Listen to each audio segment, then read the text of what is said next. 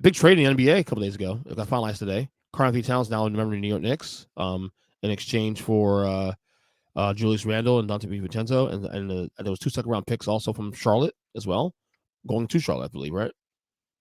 Can't remember exactly how that Second worked out. round picks. Doesn't Let's matter. stop pretending like that. Who gives a shit? Winner or losers? Any winners or losers in this trade? Both wins? What do you think? Oh, I think they're both wins. Okay. Explain why. So you had Towns who just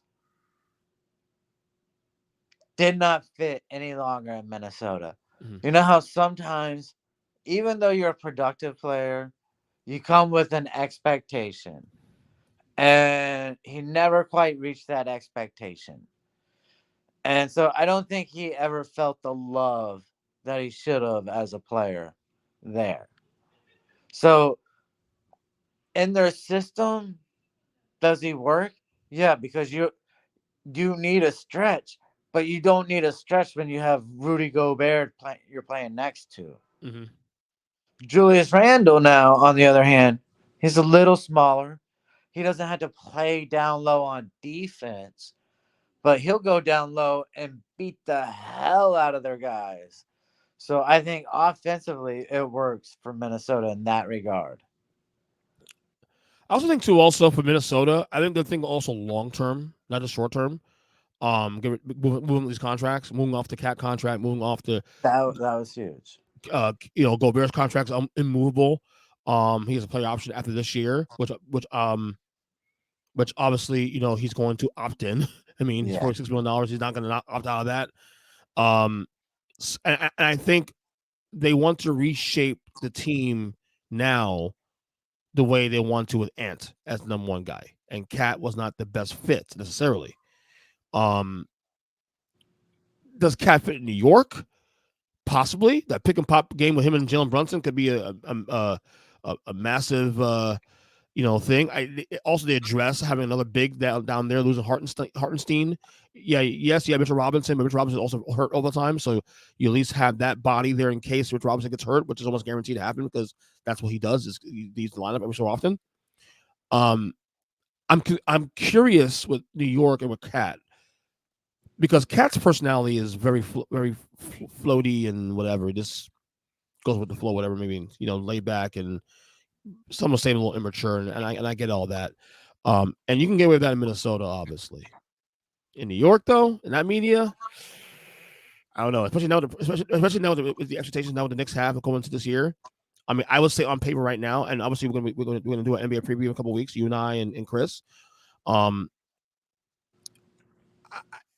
don't know if you agree with this, but would you say right now the Knicks, on paper at least, are the clear number 2 team behind Boston now? Is that defined to you yet? Are you still? Oh yeah. Okay. Yeah. Look, even if they had Randall, I think they were the defined number 2 now. Okay. I believe the real fight is Sixers can be a 3 seed because of health, but also because of health, they're probably more likely a play-in team. Giannis and Dame Lillard, Dame. your favorite player in the world. They're gonna always be fighting for a 3-4 seed, I think, going forward. Yeah.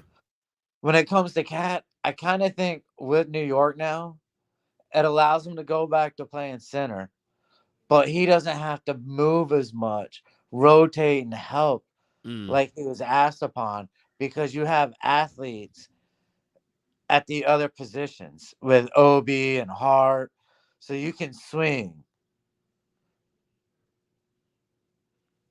I'm trying to find right now if the over-unders move for the Knicks now as a result of this move. So right now they're over, and look, we'll obviously get to this when we do the season preview, obviously. But the Knicks over-under right now, I'm looking at the app right now. I guess it took it down now. I took it down. I don't see it. Oh. I don't know. I imagine it was like 52, 53 before this trade. Maybe it was a point or two. Maybe it was 2 wins. Maybe, right?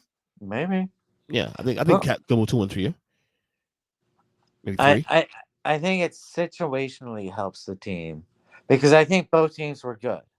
Yeah, What really happened was it locked in this lineup for the Knicks because of money, and it freed Minnesota to do what they want in a yeah, year to build around Ant, like you said.